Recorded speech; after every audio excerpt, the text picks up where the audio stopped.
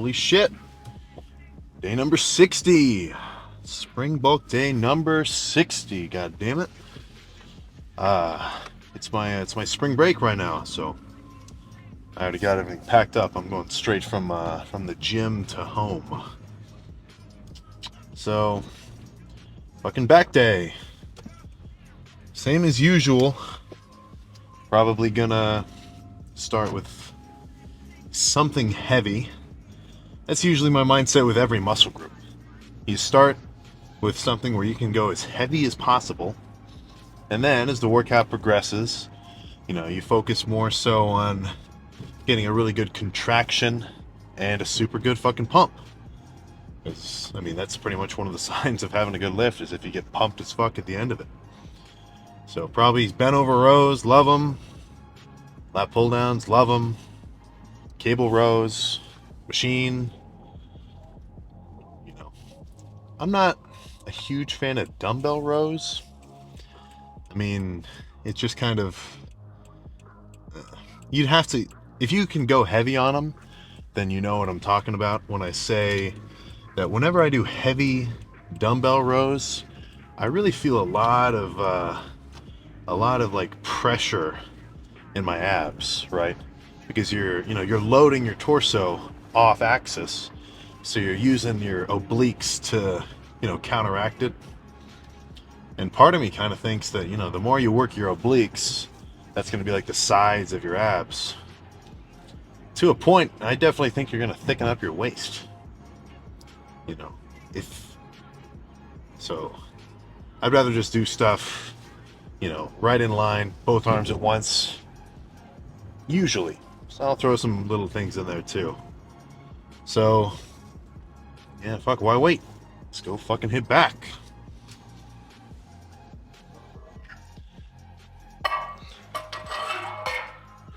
Alright. Spent a few minutes warming up on the cable. Nothing, nothing special, just a few like pullovers.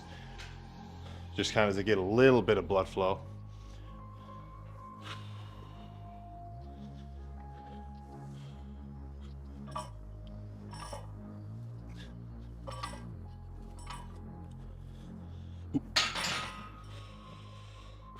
Fucking light.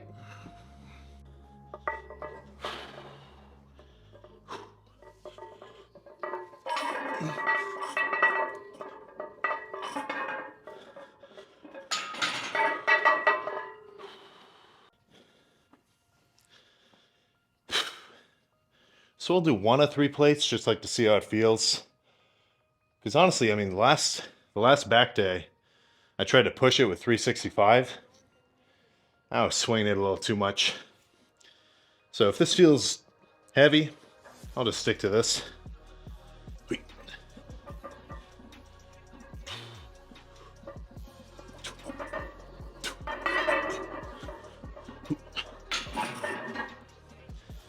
Yeah, go a little heavier. Just a 10.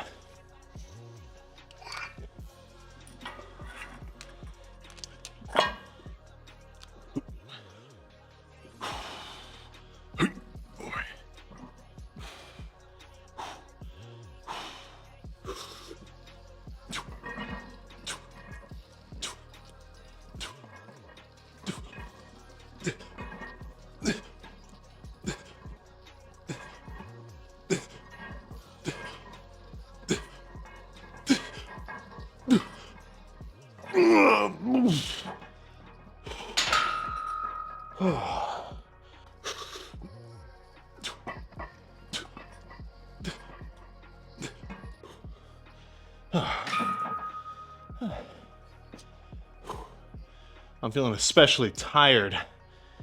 Couldn't tell you the reason, perhaps poor sleep. But I'm still actually fucking hype.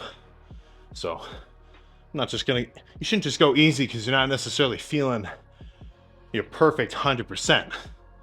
That's fucking stupid. If anything, that's the time when you should be going as hard as possible.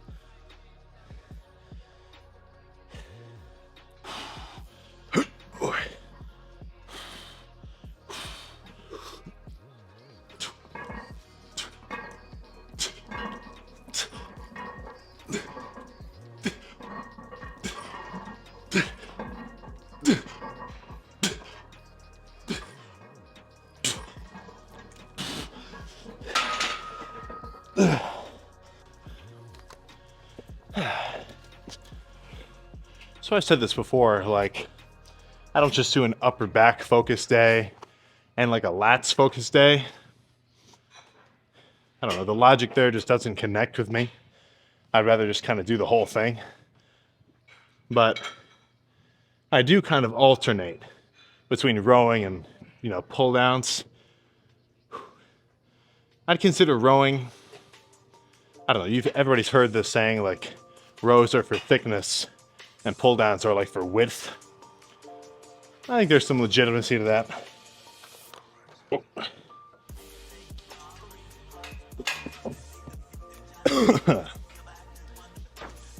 But whatever. So that's 3 sets of rows. Let's do at least 2 sets of single arm pull downs. I know I sound like JPG telling you to do that, but seated, they feel pretty good.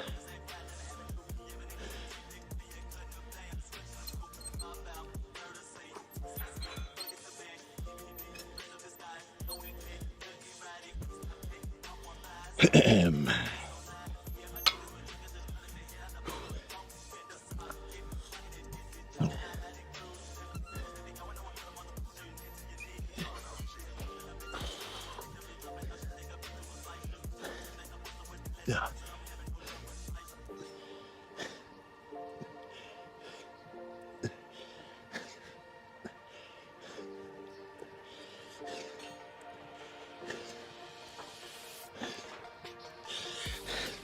Ugh.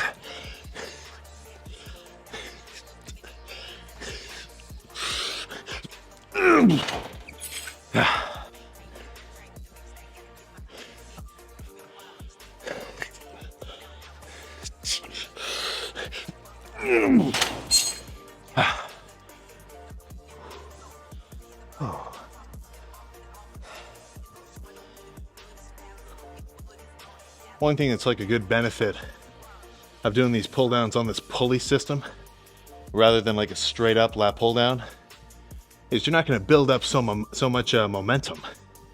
Like if you watch the stack, it's hardly moving through the whole range of motion. So the weight's moving slowly. So, you're not going to pull down really quick and just be able to ride the momentum up the rep. Like if I did these on a regular pull down, I wouldn't be able to stop and squeeze as well. At least not with this much weight. I had to switch seats. That one was a little too tall. I was starting to like bottom out the weight at the top. So another burning question you guys seem to have is how long do I rest in between sets? Which, like, I get it. People talk about rest time like it's kind of a topic of conversation. But I mean, let me just kind of like describe a basic set of rules which I follow, and then you can sort of interpret it from there. So obviously, I want to be able to hit a similar set as the one that I just hit after my rest period, right? Like let's say that 10 reps with this was my absolute max. I'd want to rest until I feel, ready enough to be able to do like, I don't know, at least get 8. I don't want to be out of breath, but I don't want to sit here for 30 minutes. I'm going to lose my pump. It would be completely inefficient. I'd be here forever. So let's see. You want to rest long enough to where you'll be able to do that same set-ish, and not much longer than that. So how long do you think that's going to be, Like, is it going to be 5 minutes? It's definitely not going to be 30 seconds. You probably won't even have caught your breath by then. So I'd say a general rule, anybody that's been lifting for a long time knows this. You just wait, 2 minutes, catch your breath, and just, kind of go when you feel ready. I definitely wouldn't recommend like sub 1 minute between sets, because if you're actually going hard, that's probably not going to be enough. And then I also wouldn't recommend, more than like 5 minutes But again, you know, it depends on the set. Like, let's say you're doing legs and you just went crazy on squats. Hell, I might have to take like fucking 7 or 8 minutes before I do another set of something. So really, I mean, a lot of this stuff, you're gonna just have to use your best judgment. Like, if you just try to follow a cookie cutter plan, it's not gonna work, right? This isn't a perfect science. You know, you're not gonna go in and spend, okay, 1 minute doing my set, okay, 2 minutes. Okay, I'll take a sip at 1 minute and a half. Okay, I'll go to the bathroom right during the middle. It's like, do you have OCD? Hit a set, catch your breath, do it again, do another one.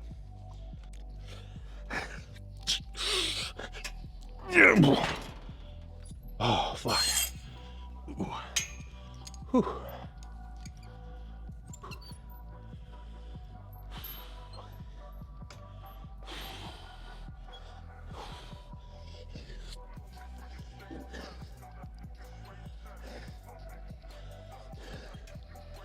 We'll make set number 6. I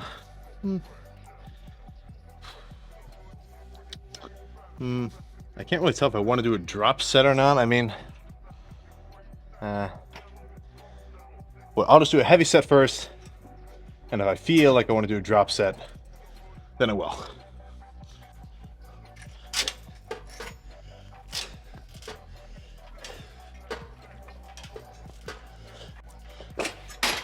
Yeah, I'll drop that.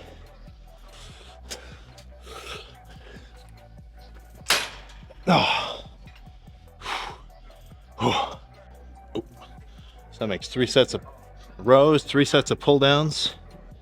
I think I'll just do, I don't know, I've kind of got an on-off relationship with this machine. It's just fucking old. But I like it sometimes. So I think I'll do, honestly, probably just 1 set of 1 arm, just to change it up a little.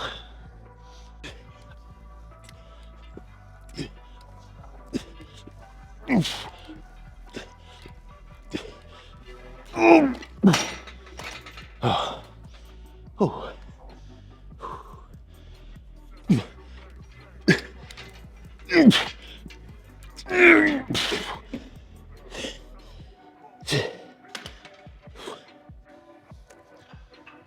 Okay, bent over row, bent over row, bent over row. Single arm, lat pull down, machine row. So 4 sets left. I think I'll do 2 sets of just a cable row. And then again, I like using the straight bar with kind of a wider grip rather than something like this. Because I mean, you know, like whatever, you'll be stronger here. So you'll be able to move more weight. But I don't feel like you're gonna get as good of a contraction. Like the range of motion with something like this is a little more like, you know, here to maybe here. Whereas with a straight bar, you can get way closer to like having the bar touch your stomach. I'm not saying I'm gonna go that deep, but what that translates to is you'll be able to squeeze more in the back, right? Like, I'm not necessarily one for perfect form and ROM, but I wouldn't want to do a dumbbell curl only to here, right? I'd want to go way up here.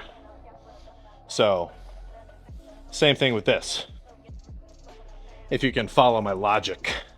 If not, then just listen to what I'm saying and use the straight bar.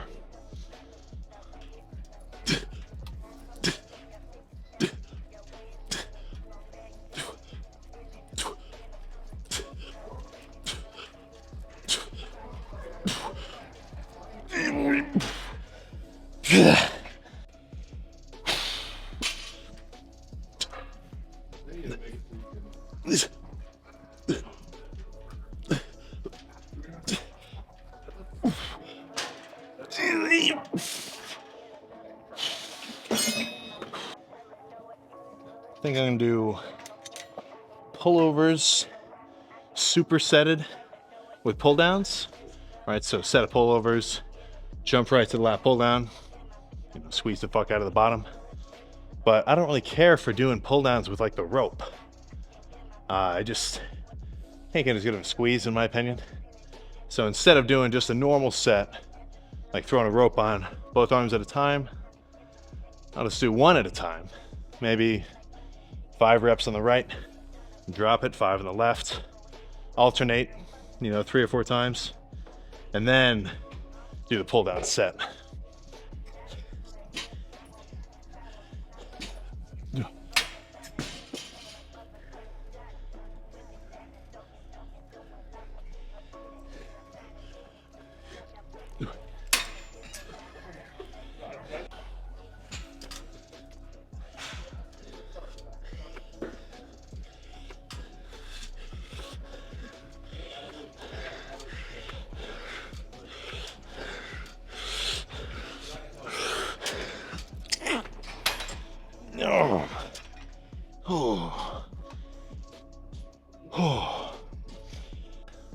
The feeling that you should get when you do like a lighter set where you're really focusing on squeezing at the bottom.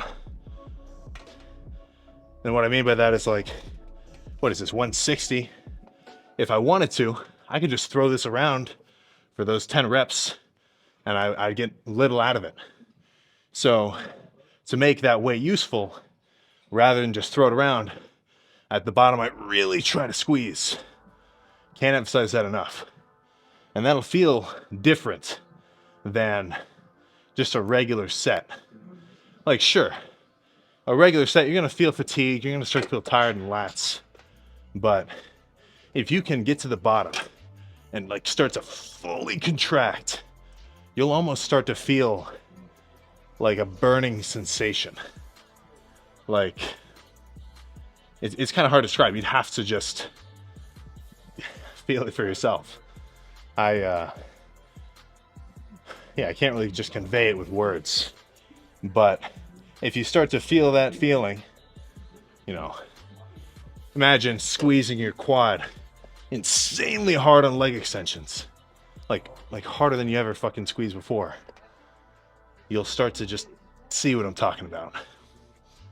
Whew. Okay, last freaking set. Yeah, shit. I think I'll just do rows, superset it with pull downs. Pretty much just hit the whole back in 2 movements, finish the pump, and feels pretty good so far. So let's fucking get this shit done. God damn it.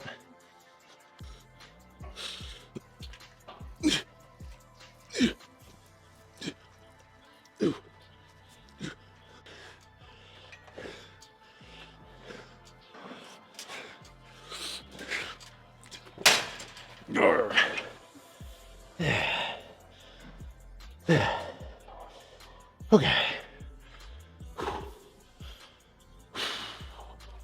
Let's go check the pump. Let's set up the seat.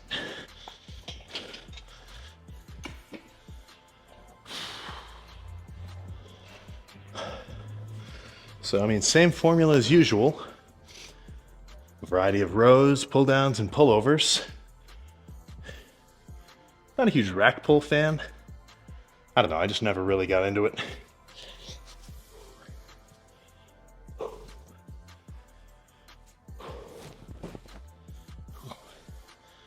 I could not tell you why I'm so fucking out of breath today. Whew. Maybe I ate something weird. But pumped to hell nonetheless.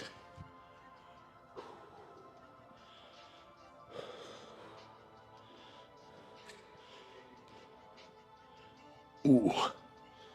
Oh shit. That's fucking wide. Whew. I'm still feeling my chest from the last video. Oh my god. You don't bench 4 or 5 for reps without feeling some fatigue, I guess. Let's see lat spread.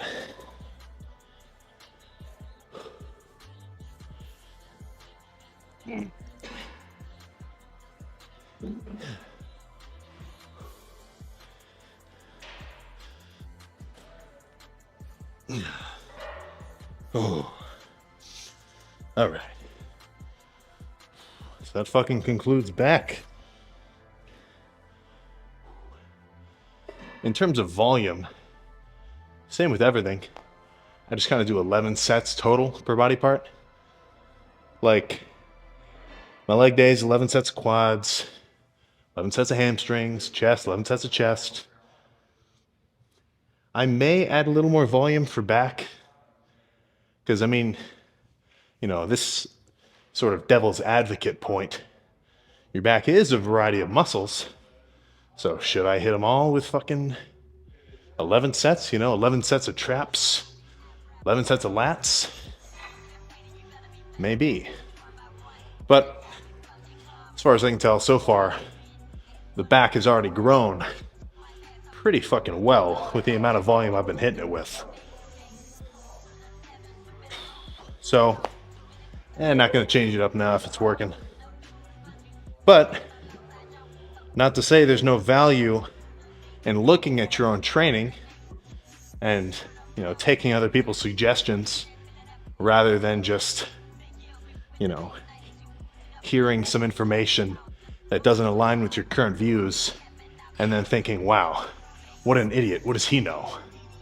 You know, you gotta, the more information that you can, you know, consume and digest, that's a very key point, the better. Because you hear a lot of fucking, especially small lifters, well, I'll just say small influencers, and, you know, they're talking like they fucking know everything. And why shouldn't they? You know, if you got a following, of course you want to talk that way. But, you know, do they really understand? And you as the viewer, like, are you really listening to what they're saying? Like, oh, well, I want to do this machine for chest because it's going to activate so-and-so. Or this curl variation is really going to build the peak. Like, don't just take people's fitness advice at face value, right? Because you can explain anything and make it sound believable, especially with fitness, because, you know, in terms of just general knowledge across the board of the population, let's just think about diet. You know, people don't know what the fuck they're talking about. So, if you want to watch fitness content and, you know, learn about working out as a whole, you're going to have a responsibility to discern from valuable information and mumbo jumbo, right? Same thing with supplements, you know. Your favorite influencer, he's got so-and-so supplements. Says he loves it, says it's going to give him an awesome pump. Is he a little bit biased when he says that? You know, do you believe him? Is he just saying that out of his own goodwill? You know, does he have a promo code? You know, a lot of the times, well, you know what I'm talking about. Product pushing is also an aspect of fitness where you're going to have to, you know, think logically. So enough of this little, you know, anti whatever. Let's just finish calves and then get in the car. Talk about something else. Whew. I do not know. My back was fucking killing me today. Oh my goodness. Either way, still hit the weights. Good intensity. I was excited. Got a sweet ass pump. And I mean, what else can you ask for, right? So I got a bit of a long drive home. Yeah, you can see in the back I got my bin of dirty laundry. Fucking duffel bag full of like my protein powder and my vitamins and everything fucking else. So I got fucking 2 hours to kill. Let's see, what else do we want to talk about?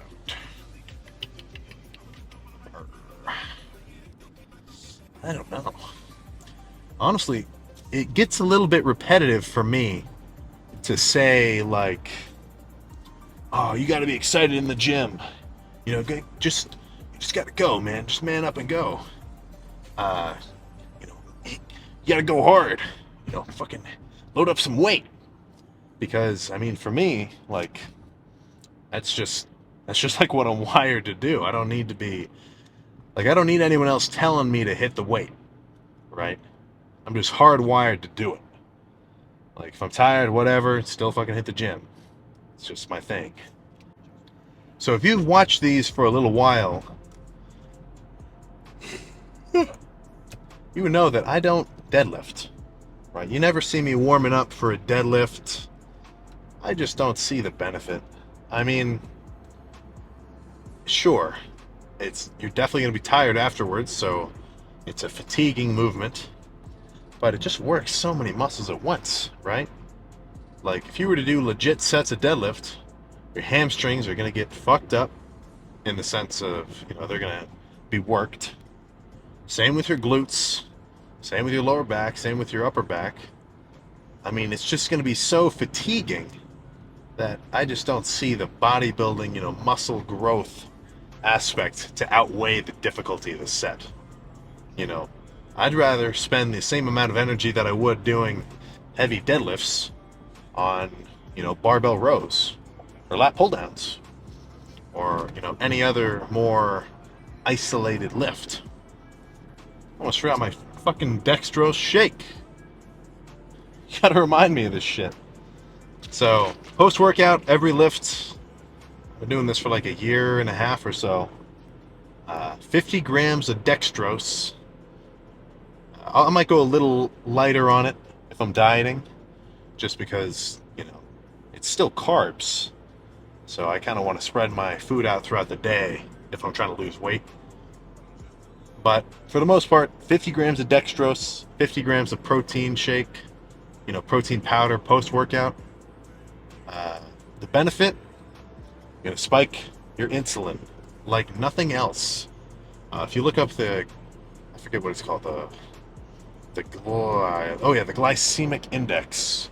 So that's essentially a rating scale of 0 to 100 of, you know, a variety of foods on how, well, pretty much just how intensely they're going to spike your blood sugar, right?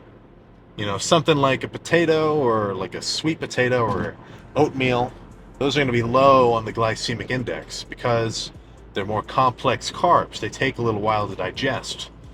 Whereas, you know, another little step up from that, let's call it like a fruit or something, that's going to be a little bit higher, maybe close to like, I can't tell you, maybe 40 or so. I'm just guessing. It's a scale of 0 to 100. And table sugar, that's, I think, sucrose? Whatever. It's like two glucose molecules combined. That's about a 66.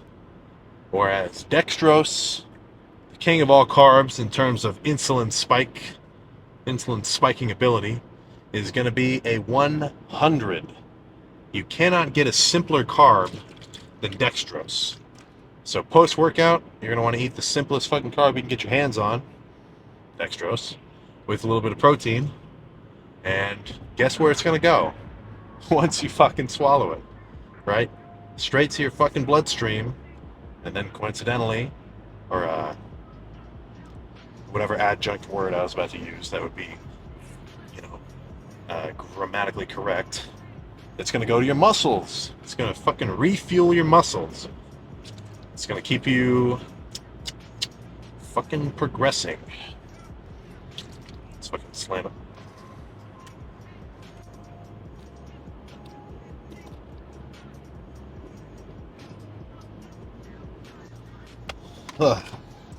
One unfortunate aspect of it is it tastes gross because you just added 50 grams of sugar to your protein shake. It's fucking unsettlingly sweet. But if you're a real lifter, who fucking cares how it tastes? You want to eat for performance. I don't eat for fucking enjoyment. I don't necessarily believe that 100%. But I mean, if you get down to it, you're not going to want to just eat whatever you want. If you want to actually grow and make progress in the gym, diet is going to be a huge aspect. The number one factor that you're going to want to watch out for in your diet is the quantity of food that you're eating, right? Your caloric intake total throughout the day. Because that's what's going to determine whether or not you gain weight or lose weight. It's pretty fucking simple math. I get enraged when I hear or when I see posts of someone who is let's just say someone who is bulking too hard, when they say the amount of calories you eat don't affect how much fat you have. Ooh, I hate to break it to you, it does. That is just completely false, right? And the reason why your caloric intake is the most important factor in terms of gaining weight or losing weight is because you could eat literal garbage and still lose weight, right?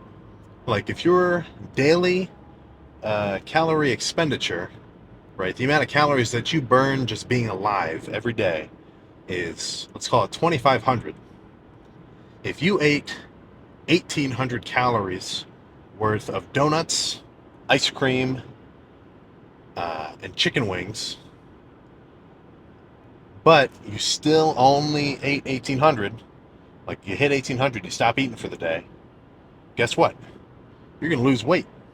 And if you do that long enough, if you stay in a calorie deficit long enough, shit, you could even get shredded eating that kind of garbage. And vice versa, you know, you could eat the healthiest foods imaginable.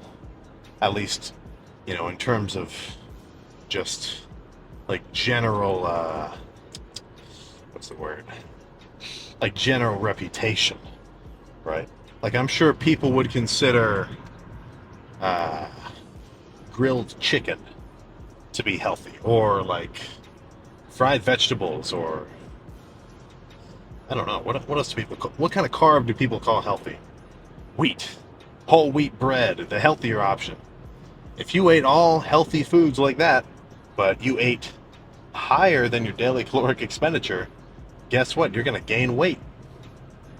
Now, you know, if you couple lifting with both of those scenarios, then you're either going to build muscle or maintain muscle. You'll build muscle while you gain weight, and you'll probably maintain most of your muscle while you lose it. So when people ask me about, like, how much food should I eat for my bulk? For one thing, you have to track it. Like, you got to be OCD every time you eat something. You're reading the label, plug it into your phone, just get some kind of like MyFitnessPal app or whatever. And you got to just figure out how much food you're eating. So if you manage to actually track all your food, let's call it a week, and that's just as much food as you're hungry for, and you're not, you know, gaining or losing weight, then that's going to be a pretty good baseline of your daily calorie expenditure. So if you want to lose weight and get leaner, you're going to have to eat less than that. And if you want to gain weight and get bigger, you're going to have to eat fucking more than that. Now, how the individual macros like protein, fats, and carbs come into play, that's where you got to be another level of dedicated. Because rather than just counting the calories and having them add up to a specific number, you've got to count the amount of grams of protein that you eat in a day and the amount of grams of fats and carbs, because that's what more hardcore lifters are counting, right?